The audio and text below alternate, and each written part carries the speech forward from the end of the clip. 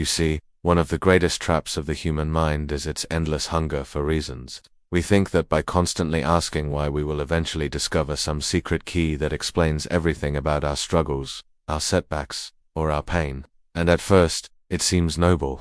After all, the pursuit of truth begins with curiosity. But here's the subtle danger: when why becomes your home, when you live inside the question instead of moving toward an answer, you end up trapped in a cycle of endless speculation. Instead of living, you start analyzing your life as though it were some unsolvable puzzle, and in that process, you forget to move. Think about it. How often have you caught yourself asking, why is this happening to me? Why can't I catch a break?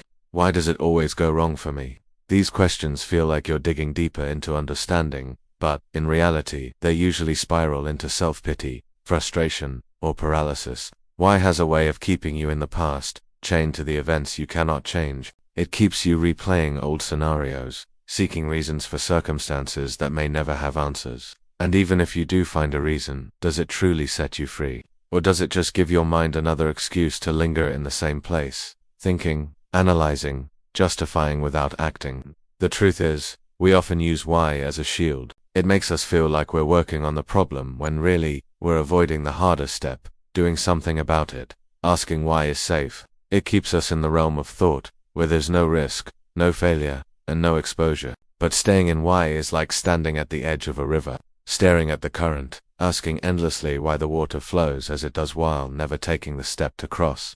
You become an observer of your life instead of the participant who shapes it. Psychologically, this happens because the brain craves certainty. The mind believes that if it can just figure out the why, then the fear will disappear, the path will become clear, and the decision will be easy. But life rarely works that way. The deeper you dig into why, the more uncertainty you uncover. You start overthinking, doubting yourself, and creating imagined stories to explain your reality. That's when the analysis paralysis sets in. You are moving, but only in circles inside your head. And let's be honest, sometimes the why doesn't matter at all. Why did the business fail? Why did the relationship end? Why did the opportunity slip through your fingers? Knowing the reasons may give you temporary comfort, but it rarely gives you the power to move forward. Life isn't lived backwards. It's lived in the present, in the doing, in the choices you make after the storm. Why keeps you anchored in the storm? What pulls you into the possibility of calm? Philosophically, this is about the difference between knowledge and wisdom. Knowledge is collecting reasons, explanations, causes. Wisdom is knowing when reasons don't serve you, when they only distract from the action that could transform your situation. Too much knowledge can actually become a burden if it isn't directed toward something constructive.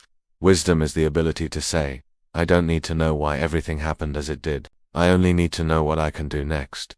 That shift is the difference between being stuck in suffering and stepping into growth. So here's the challenge.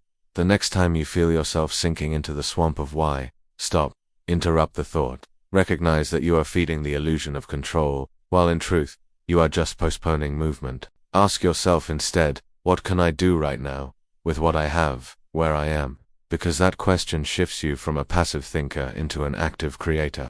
When you stop asking why and start asking what, you reclaim your power. You stop being the victim of circumstance and become the author of your next chapter. Why locks you into explanation? What launches you into transformation? And here's the reflection I want to leave you with. You will never think your way into a new life. You will act your way into it. So stop drowning in the ocean of why and start building a bridge of what, because in the end, reasons don't change your life decisions and actions do.